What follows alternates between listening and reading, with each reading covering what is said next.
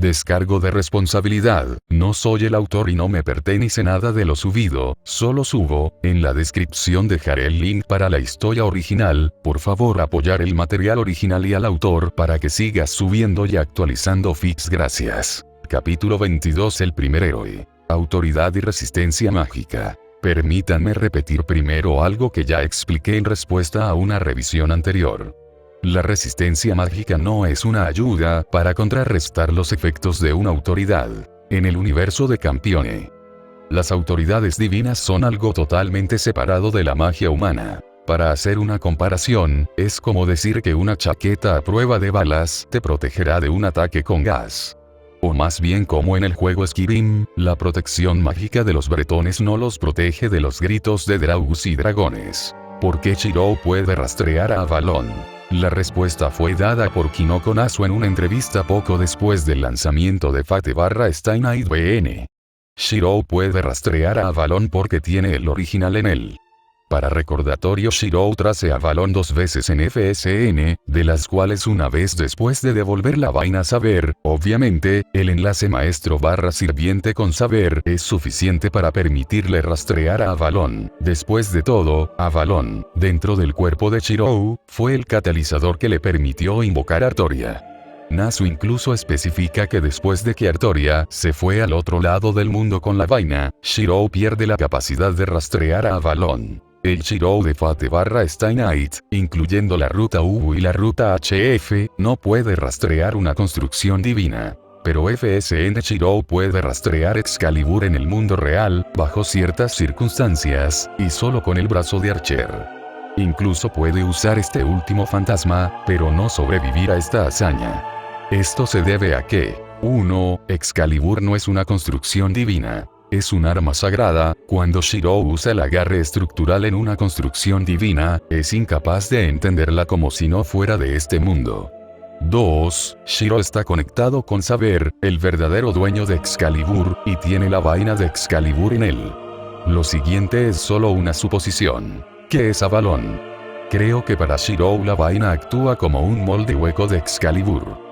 Como una especie de huella, Avalon guarda piezas de información sobre la espada sagrada. Nota: el Shirou en Watunderes no puede trazar la construcción divina. ¿Por qué? No sé, pero es otro Shirou con una historia diferente en otro universo, incluso su versión de Ubo es bastante diferente. Alega Scoigne. Muchos lectores me piden que castigue severamente a este Campione. Les aseguro que está previsto. Nota del autor. Antes de que alguien comience a darme una conferencia sobre los nobles fantasmas de Gilgamesh, o su personaje, el Gilgamesh en esta historia es la versión extraversa de Gilgamesh, específicamente, él es classless Gilgamesh de Fate Extra CCC. Al no estar limitado por una clase, arquero, lanzador, etc., tiene acceso a todos los nobles fantasmas de la Puerta de Babilonia. En términos de personalidad, digamos que Gilgamesh persigue un objetivo específico acompañando a Altera. El comportamiento del Rey Dorado refleja su objetivo. Creo que Boisilla ya debe haber descubierto por qué Gilgamesh se puso del lado de Altera. El primer héroe. Reino Unido, Londres, Royal Arsenal. Inclinados sobre la bola de cristal en el escritorio de Sir Seaman, Ishtar y Ereshkigal habían observado la batalla en el centro del laberinto del Rey Minos. Alexander Gascoigne había atrapado fácilmente a Ruler y derrotado a Guinevere aún más fácilmente. Como todos los tsundere, Ishtar tuvo problemas para ser honesto. Pero, al menos interiormente, podía admitir que el rey Alec había maniobrado muy bien. Sin embargo, esta victoria parecía injusto. De acuerdo, Ruler era un agente de Sephar y Sephar era su enemigo, entonces, en esta lógica, la victoria de los campeones ingleses también fue su victoria. Todavía, no podía alegrarse, sintiendo una irritación absurda. Ereshkigal, por una vez, estuvo de acuerdo con su hermana. La reina del inframundo se había enfrentado al rey Alejandro y no tenía muchos buenos recuerdos de la pelea. El campeón inglés maltrató a Kuno, la robó y la encerró en su laberinto. Paradójicamente, Ereshkigal estaba menos enojado con Alexander por tratar de matarla para robar a una de sus autoridades. Alex solía agotar a sus enemigos corriendo por su laberinto hasta que ya no podían luchar. Luego los atrapó para poder acabar con ellos sin correr ningún riesgo. Este método de lucha era cobarde y despreciable. A Ereshkigal generalmente no le importaba lo que los vivos le hicieran a otras personas vivas. Exceptuar, la diosa de la vida después de la muerte conocía a Jeanne. Bueno, en realidad no es que Jeanne, pero, de todos modos, era difícil para ella odiar a Ruler. La bola de cristal transmitió las imágenes pero no los sonidos. Guinevere y Alexander hablaron, pero esta conversación terminó repentinamente cuando el príncipe negro Alec sacó un objeto del interior de su chaqueta, una pluma ordinaria. Sin embargo, cuando el Godslayer tocó el objeto para lanzar un hechizo, Guinevere se sacudió de miedo. Involuntariamente, Ereshkigal se puso rígida en su asiento. A su lado, la señora del cielo habló con ira. «Espera, ¿qué hará tu rey?» Tan flemático como de costumbre, Siriseman sonrió impasible. El rey Alec, por supuesto, eliminará a Guinevere. La reina bruja de Bretaña sigue siendo peligrosa. No hay que correr ningún riesgo. La respuesta no agradó a Ishtar. Matar a un oponente en la batalla es una cosa. Pero matar cuando tu oponente ya no puede defenderse no es diferente del asesinato. La agresividad de la reina de Venus sorprendió a Siriseman. Por lo general, a los dioses no les importaba mucho el destino de los mortales, y casi ninguno de los ancestros divinos. No te dejes engañar por la apariencia inocente de la reina Guinevere. No es una niña de 12 años. Este es un ancestro divino de más de 100 años y mató a miles de personas que la habían subestimado. Es muy peligrosa y capaz de girar la mesa en un instante si se le permite extraer energía del Grial. Ereshkigal compartió su atención entre la bola de cristal y la conversación en la oficina. Sin embargo, Ere, la diosa mesopotámica, reconoció inmediatamente esta voz mental. Instintivamente, saltó, sintiendo que algo importante acababa de suceder. Akuno, Japón, Tokio, Mansión Tosaka. Shirou continuó durmiendo, tan agotado por su intoxicación alimentaria como por el mal humor de Ishtar. Al no tener nada más que hacer, Akuno Kisinami se había instalado en el el templo de Ereshkigal e Ishtar. Sentado en una silla, el heredero de la luna miró el holograma de la Tierra, flotando sobre el detector de sirvientes.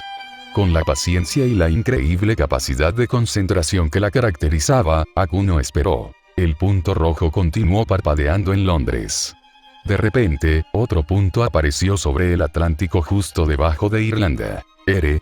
El mensaje mental fue seguido inmediatamente por una respuesta. Akuno. Un ciervo viene hacia ti, debería llegar en unos minutos.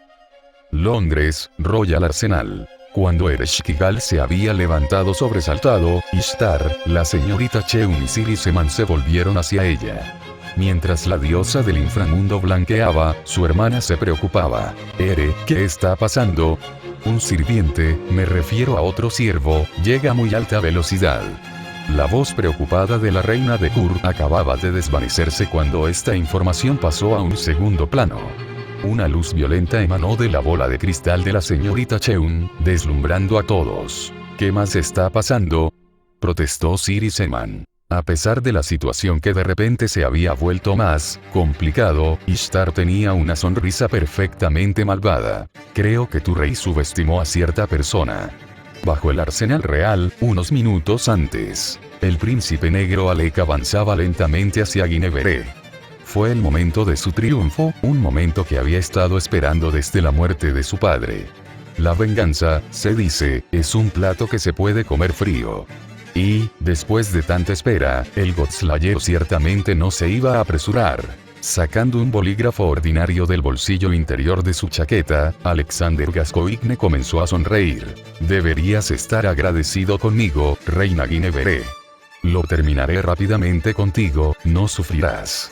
Tocó el bolígrafo con un dedo, susurrando el hechizo Magikoth Sharp Blade. Este hechizo era algo equivalente al Reinforcement Magecraft en el campeón Everse, permitiendo transformar un objeto ordinario para darle un borde afilado digno de una hoja muy afilada. Asustada, Guinevere intentó levantarse, pero sin éxito, solo podía gatear. Apretando los dientes, se volvió hacia su verdugo, prefiriendo desafiarlo por última vez en lugar de humillarse frente a este hombre a quien odiaba y despreciaba. Rey Alejandro, puedes matarme. Pero ten una buena idea de tu triunfo porque yo, Guinevere, te predije esto, el regreso del rey Delfín está cerca. Y su majestad vengará la muerte de su sierva. Alex simplemente suspiró y negó con la cabeza, aparentemente no impresionado por la amenaza. Veremos, reina Guinevere. Pero te puedo asegurar que dormiré tranquilo, no tengo miedo del regreso del rey Arturo. Os dejo a vuestras ilusiones sobre el rey Delfín. Sería cruel si te dijera la verdad. Considera tu ignorancia el último regalo que te doy. A pesar de su inminente muerte, la reina bruja palpita. Aunque odiaba al príncipe negro Alec, se vio obligada a admitir su erudición y su innegable talento para aprender los secretos mejor guardados. Además, la doncella del rey Arturo conocía la perseverancia de Alec Gascoigne. Era muy posible que el noble de Godspeed aprendiera algo sobre el rey Delfín que ella misma no sabía. Pero de repente una deslumbrante luz blanca iluminó la sala del trono, expulsando todas las sombras. Guinevere y Alec levantaron la mano ante sus ojos preguntándose qué estaba pasando. Wanderin Avarice, también conocida como Weirdgled, fue una autoridad del Christian Beast que tomó la forma de un agujero negro. Pregúntele a cualquier físico, él le explicará que un agujero negro es negro porque incluso la luz no puede escapar del pozo gravitacional generado por un agujero negro. Excepto que los rayos de luz blanca ahora salían del agujero negro creado por Weirdgled. En una explosión, el agujero negro se desintegró, revelando una silueta femenina hecha de luz pura. Aparentemente, incluso las leyes de la física einsteiniana no prevalecieron sobre un milagro. Recuperando la forma humana, Jeanne d'Arc casi colapsa. Apoyada en el poste de su estándar, la joven apenas podía respirar. Exhausta, Ruler se enderezó lentamente cuando vio un relámpago negro. Con su vivacidad habitual, Alec entendió de inmediato el cambio en la situación. Se rematerializó cerca de su trono, bajo la protección de los ocultistas del Arsenal Real y especialmente de los Eringes. Jeanne saltó hacia adelante, girando su estandarte. Las furias juzgadoras, convocadas para luchar contra Guinevere, eran demasiado débiles para luchar contra la Pucelle d'Orleans. En una impresionante exhibición de destreza marcial, Tisipone fue arrojado violentamente al techo, y Megaherano sobrevivió otros 20 segundos antes de ser empalado en el suelo. Dibujando la espada de Fierbois, Jeanne terminó Alecto casi en el mismo movimiento. Los ocultistas, congelados en el acto, solo habían visto formas borrosas, moviéndose demasiado rápido para ser claramente distinguidos. Sin cuidar a los miembros del Arsenal Real que se apartaron de ella en un pánico general, Jeanne se volvió hacia Alec Gascoigne. El campeón todavía estaba aturdido por el repentino giro, pero escapó del ataque cambiando nuevamente a un rayo negro. Resurgió en el otro extremo de la habitación. Era el momento de recurrir a su mejor ataque, hasta entonces solo Ereshkigal había sido capaz de contrarrestarlo. El príncipe negro Alec extendió los brazos ampliamente, gritando un conjuro. Sed fieles hasta la muerte. Y te daré una corona de vida. Al mismo tiempo, Ruler se lanzó frente a Guinevere, tomó el poste de su estandarte con dos manos y lo golpeó contra el suelo. La bandera, llena por alguna ráfaga de viento sobrenatural, comenzó a arrojar copos de luz. Aquí está la obra del Señor. Mi bandera, defiende a nuestros hermanos. Luminosité Eternelle. Mientras que los escudos de Piritrón hexagonales translúcidos formaban una media esfera frente a Jeanne, una tremenda corriente de relámpagos de color negro fue liberada del cuerpo del rey Alec, corriendo sobre el santo. Este era el modo de ataque secreto de la autoridad del relámpago negro. Trueno negro. Como una especie de tormenta titánica, la sala del trono se llenó de repente de arcos eléctricos de color negro que rebotaron contra la barrera erigida por Jeanne d'Arc. El aire apestaba con olor a ozono. Golpeada por un rayo negro, parte de la bóveda se derrumbó, y las columnas de piedra se derritieron como cera caliente, y cayeron al suelo en gotas de lava, licuadas por el calor infernal. En ese momento, la mitad de la habitación se derrumbó. Del techo cayeron toneladas de rocas. El polvo oscurecía la visión y todo lo que se escuchaba era el sonido de las piedras rodando y rebotando. En la superficie, más o menos al mismo tiempo, Black Thunder había causado perturbaciones tan mágicas que la bola de cristal de la señorita Cheung se había vuelto borrosa y colorida.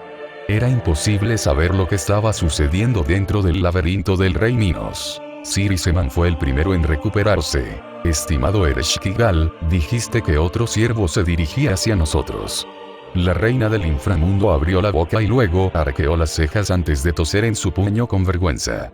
Detrás de ella, Ishtar se enfrentó, fascinada por la pelea entre Ruler y el príncipe negro Alec. Su hermana había olvidado por completo la advertencia de Akuno. Ah, sí, los ojos de Ereshkigal se abrieron en un repentino pánico mientras recordaba. Vamos a ser atacados. La advertencia de Akuno debería haber proporcionado un periodo de gracia para las diosas, permitiéndoles prepararse, pero no se habían beneficiado de ello. La antigua fundición de armas estaba rodeada por una barrera mágica invisible, capaz de repeler a la mayoría de los visitantes no deseados, pero los ocultistas del arsenal real, aunque no sin talento, eran solo seres humanos. Vimana. Trono del Rey Celestial estaba de pie sobre la fundición real de bronce. La extraña construcción voladora era un tesoro que data de la antigua India y las guerras entre los dioses védicos, semidioses y héroes. El arca dorada y esmeralda era capaz de moverse a la velocidad del pensamiento. Normalmente, los londinenses se habrían detenido asombrados al ver este extraño y magnífico ovni. Excepto que el Vinama flotaba invisiblemente sobre la antigua fundición de armas. Sentado en el trono en la parte posterior del magnífico carro volador de los héroes de la antigua India, Gilgamesh estaba vestido con su armadura dorada habitual. Sus ojos rojos con pupilas verticales estaban dirigidos a un objeto similar a una brújula, excepto que la aguja no indicaba el norte. Era una brújula simpática. Este código místico era muy simple de usar. Todo lo que tenías que hacer era pensar en alguien y la aguja de la brújula indicaría qué camino tomar. Excepto que en ese momento la brújula giraba en círculos, una señal de que el rey más antiguo era vertical a Juana de Arco. Un círculo de luz dorada y brillante apareció sobre su mano, un anillo cayó de él. Era un anillo volador. Habiéndolo puesto en su dedo, Gilgamesh dejó que el Vinama regresara a su bóveda del tesoro y bajó a las ventanas de la fundición de armas. Una especie de campo delimitado rodeaba el edificio y Gilgamesh sonrió burlonamente. Hay que decir que el rey de los héroes tenía un carácter complicado, incluso contradictorio. Por un lado, se podría decir que el rey de Uruk apreció ser resistido porque le permitió demostrar su superioridad. Pero, por otro lado, su diversión podría convertirse rápidamente en molestia, y luego, digamos que era mejor mantenerse en buenos términos con Gilgamesh. Un gran escudo de bronce emergió de un disco de luz dorada.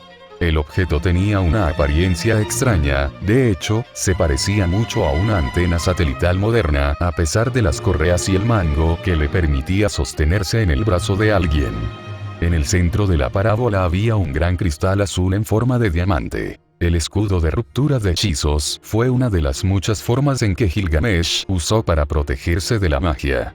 Con un simple pensamiento, el mayor de todos los reyes dirigió el noble fantasma a una de las ventanas. La reacción fue inmediata. A su vez, el escudo fue congelado, electrificado y golpeado por una bola de fuego. Sin embargo, Gilgamesh no se sintió de ninguna manera incomodado, ya que los hechizos se dispersaron en efectos de luz inofensivos al golpear el escudo de ruptura de hechizos. Ya un poco molesto, su estado de ánimo estaba cambiando más rápido que la dirección del viento. Gilgamesh abrió varias docenas de aberturas doradas, muchas espadas salieron para golpear la barrera mágica. Se onduló y finalmente se rompió en fragmentos de prana azul que se evaporaron casi al instante. Habiendo recuperado su sonrisa, el rey mayor envió algunos fantasmas más hacia la pared de ladrillo. Una brecha se abrió en una explosión. Ladrillos rotos, fragmentos de madera y fragmentos de vidrio lloraban bajo sus botas doradas cuando entró en la fundición. Ya decenas de miembros del arsenal real lo rodeaban. Algunos estaban vestidos normalmente pero empuñaban espadas u otras armas mágicas. Los otros estaban vestidos con túnicas y llevaban joyas adornadas con signos místicos. A ellos susurraban conjuros y blandían magos de madera. El rey de los héroes tenía una sonrisa de desprecio. Estos mestizos se atrevieron a usar códigos místicos contra el único rey. Fue una forma de coraje cercana al suicidio. Examinó brevemente estas armas y tuvo una mueca de disgusto. ¡Qué patéticas creaciones! No contaminaría su tesoro añadiéndole algo de tan bajo valor. Sin embargo, estos mestizos se atrevieron a oponerse a él, merecían una lección. Un caballero más valiente que los demás dio un paso adelante. ¿Quién se atreve a atacar al arsenal real? ¿No conoces el poder del rey diablo Alexander Gascoigne? Gilgamesh volteó la cabeza hacia atrás para reírse con toda su fuerza, fue demasiado divertido. Este hombre tonto se atrevió a hablar de que nadie era un rey en su presencia. Sin previo aviso, una espada fue golpeada a una pulgada del pie del caballero haciéndolo retroceder unos pasos, el joven apenas tragó su saliva, su rostro como si estuviera vacío de sangre, tan pálido como un trozo de tiza. Su hilaridad de repente olvidada, el rey mayor habló en el tono de un maestro, explicando la lección una vez más a un estudiante muy estúpido. Yo soy el rey soy yo. El que hay que admirar. Ven y alaba mi nombre ahora. ¿A qué esperas? Ataca, respondió su interlocutor. Varios caballeros corrieron hacia adelante, pero Gilgamesh esquivó sus ataques sin esfuerzo mientras se retiraba. Varios discos de oro se formaron alrededor del rey dorado. Surgió una lluvia de espadas, lanzas o alabardas. Algunas de estas armas podrían describirse como santas o sagradas, hechas para ser blandidas por paladines que defienden el bien. Otras eran espadas de rey. Otros parecían estar vinculados a masacres o tragedias porque vibraban de odio o tristeza. Estos nobles fantasmas parecían provenir de todas las épocas y continentes. Este verdadero bombardeo de artillería detuvo la carga de los caballeros.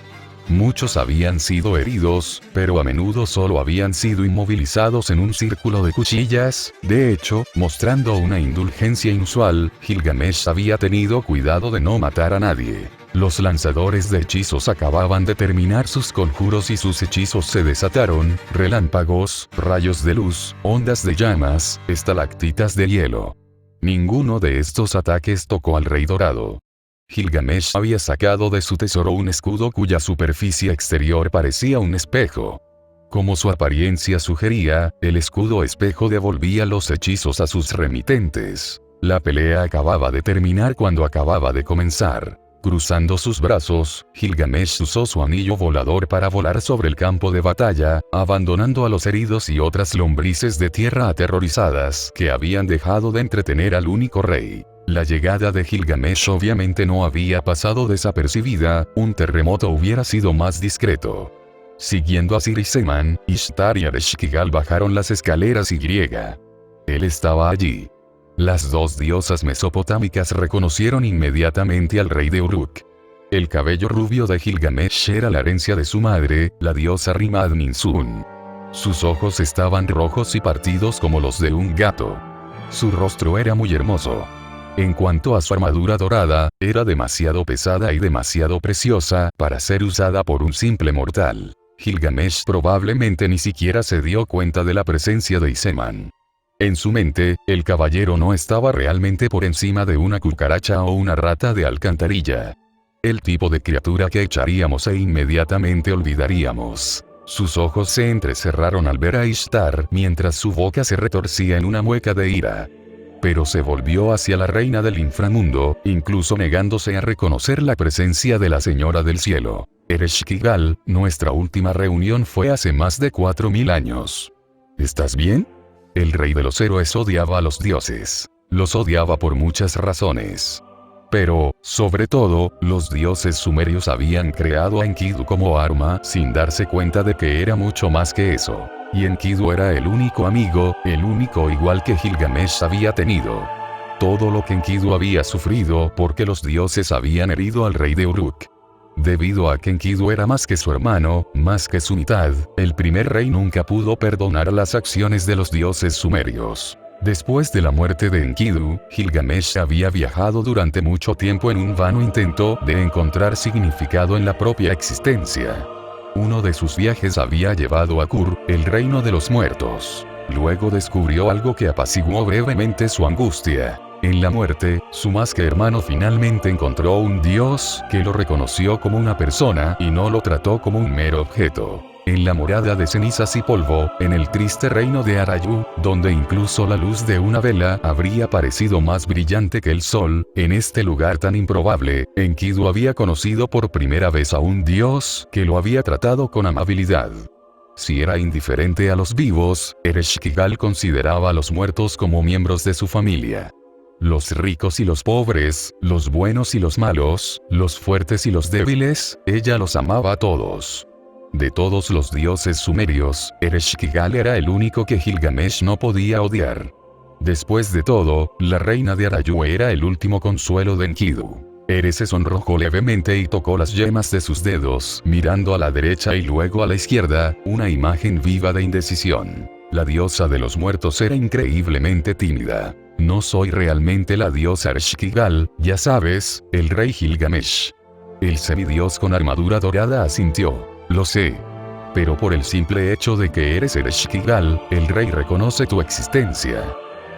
Me sorprende que te tomes el tiempo para preguntarme cómo me siento, rey de Uruk. Gracias por su interés. Al darse cuenta de repente de que no se estaba comportando como una gran diosa, Ereshkigal se sonrojó de nuevo antes de aclararse la garganta. Agarrando el borde de su capa, la diosa de la vida después de la muerte hizo que la tela se arremolinara de una manera que estaba destinada a ser grandiosa. Claro, estoy bien. La gran diosa Ereshkigal siempre está bien. El comentario hizo sonreír a Gilgamesh. No era su habitual sonrisa de desprecio, la reina del inframundo era una de las pocas personas que le gustaban. Hierba verde, montañas, mar. Estas pocas palabras sonaron como una pregunta y Ere inmediatamente entendió lo que quería decir el primer rey. Sus ojos se iluminaron. Sí, puedo descubrir todo lo que Enkidu me dijo. Agradecería que pudiéramos continuar esta conversación, Lady Ereshkigal, pero tengo un poco de prisa. Muchas ondas de energía brillantes de oro aparecieron en el aire vacío que rodeaba Ereshkigal. De cada apertura surgió una fracción de Enkidu, la cadena del cielo, el noble fantasma más confiable de Gilgamesh. En un instante, Ere estaba completamente atado. Enkidu era un arma basada en el concepto de reinar sobre los dioses. La resistencia de la cadena del cielo aumentó de acuerdo con el grado de la divinidad del adversario que tenía en su lugar. Y como Ereshkigal era una diosa de gran poder, directamente relacionada con el líder del panteón sumerio, Enkidu estaba en el apogeo de su resistencia, haciendo inútiles todos los intentos de la diosa por liberarse. Gilgamesh se volvió hacia Ishtar. Ahora tengo una vieja cuenta por saldar.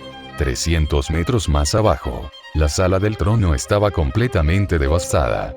El humo y los gases ardientes estaban de pie en la vasta habitación.